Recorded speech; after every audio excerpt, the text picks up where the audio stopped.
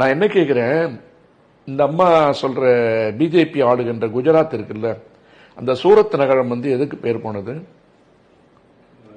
சூரத் நகரம் வைர வியாபாரத்துக்கு பேர் போனது. டைமண்ட் கட்டிங் இருக்கு பாருங்க, அது ஒரு உலக அளவிற்கு தொழில் செய்கின்ற ஒரு நகரம். குஜராத்தில் இருக்கின்ற அந்த சூரத்தில் இருக்கின்ற ஒரு தொழிலதிபர் ஒவ்வொரு வருடமும் அந்த நிறுவனத்தில் வேலை செய்கின்ற 3000-4000 பேருக்கு 3000 பேருக்கு கார் வாங்கி கொடுப்பாரு, ஒரு 5000 பேருக்கு வீடு வாங்கி கொடுப்பாரு. அந்த அளவிற்கு வைர தொழில் கொடிகட்டி பறந்து கொண்டிருக்கிறவன் எந்த ஜாதியிலிருந்து பிறந்து வந்தவன்? அப்ப குலத்தொழில் தான் செய்யணும்னு சொன்னா அவன் வேற பனியா வேலையை பார்த்துக்கிட்டு இருந்தவன் எப்படி விஸ்வகர்மா வேலையை செய்யறான்? நகை சம்பந்தப்பட்ட விஷயங்கள் விஸ்வகர்மா ஒண்ணு. தச்சன் என்று சொல்லப்படுகிற மர வேலை செய்கின்றவர்கள் விஸ்வகர்மாவில் வருவாங்க. கருமார் என்று சொல்லப்படுகின்ற இரும்பு பற்றையெல்லாம் இருக்காங்க பாருங்க, அவங்க எல்லாம் அந்த விஸ்வகர்மாவில் வருவாங்க.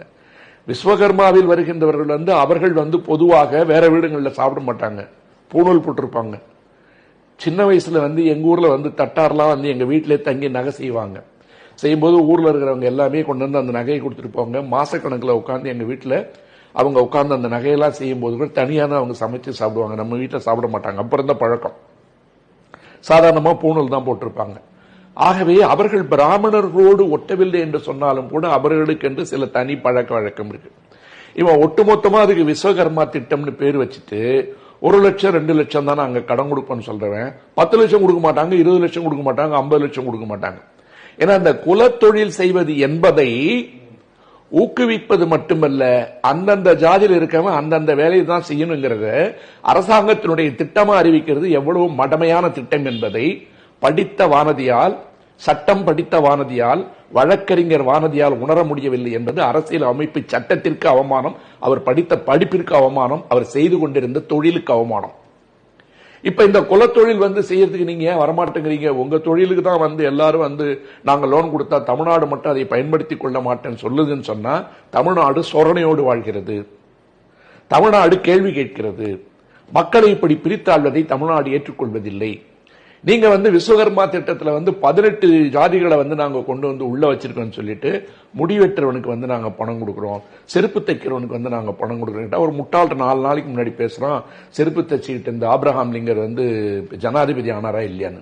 ஆனா இங்க ஒருத்தர் என்ன பண்றான், சட்டையை ஊத்திட்டு வண்ணாம்புள்ள துணி துவைக்கணும், வண்ணாம்புள்ள துணி துவைக்கணும், இவன் புள்ள முடி வெட்டணும், அவன் புள்ள மலம் அள்ளணும்னு சொல்லிட்டு வீடியோல பேசுறான். ஒருத்தன் இவ்வளவு பெரிய விபூதி பட்ட அடிச்சுட்டு பேசுவான். எவ்வளவு பெரிய கண்டனத்துக்குள்ள வந்தது.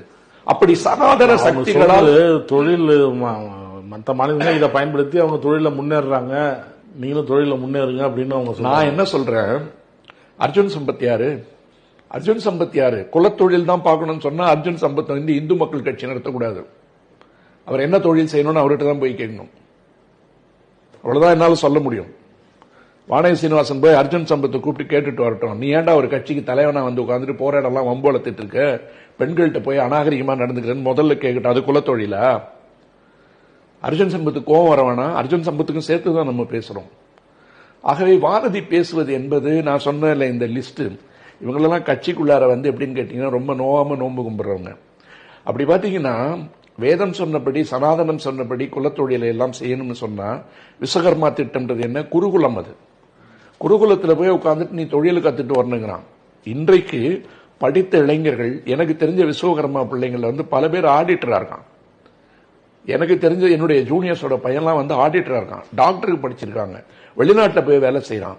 அதே நேரத்தில் பெரிய அளவில் தங்க வியாபாரமும் செஞ்சிட்டு இருக்கான். அவனை போய் மறுபடியும் கொல்லந்துருத்தி வச்சுட்டு ஊதுன்னு சொன்னா என்ன அர்த்தம்? எங்க இருந்து நீங்க, அதாவது அறிவியல் வளர்ச்சி மனிதர்களை விண்வெளிக்கு கூட்டு போகுது. இவன் பூமிக்கு கீழே பள்ளம் நோண்டி ஒரு 500 வருஷம் பின்னாடி கூட்டு போறான். பின்னாடி கூட்டு போவதனுடைய காரணம் என்ன? நிரந்தரமாக அந்த 3% வாழ்க்கையில் இருக்கிற எல்லா சொகுசையும் கொடுக்கணுன்றதுக்கு ஒட்டுமொத்தத்தையும் அழிக்கணும்னு நினைக்கிறான். குலத்தொழில் தான் செய்யணும் அப்படின்னு நீங்க சொன்னீங்கன்னா நிர்மலா சீதாராமன் வீட்டை விட்டு வெளியில வரக்கூடாது இல்லையா? ஏன் எலெக்ஷன் நிக்காம கேட்கும் போது எனக்கு ஜாதி பலம் இல்ல, என்கிட்ட பணம் இல்லைங்கிற, அப்புறம் எப்படி பக்கத்துல பெரிய போஸ்ட்ல உட்காந்துக்கிற? போற இடம் எப்படி தெனாட்டா மண்டகணத்தோட பேசுற? அப்ப ஜெய்சங்கர் என்ன செய்யணும்? கோயில்ல போய் புரோகிதம் பண்ணும். அவர் மட்டும் அயல்நாட்டுத்துறை மந்திரி ஆயிடுவாரா?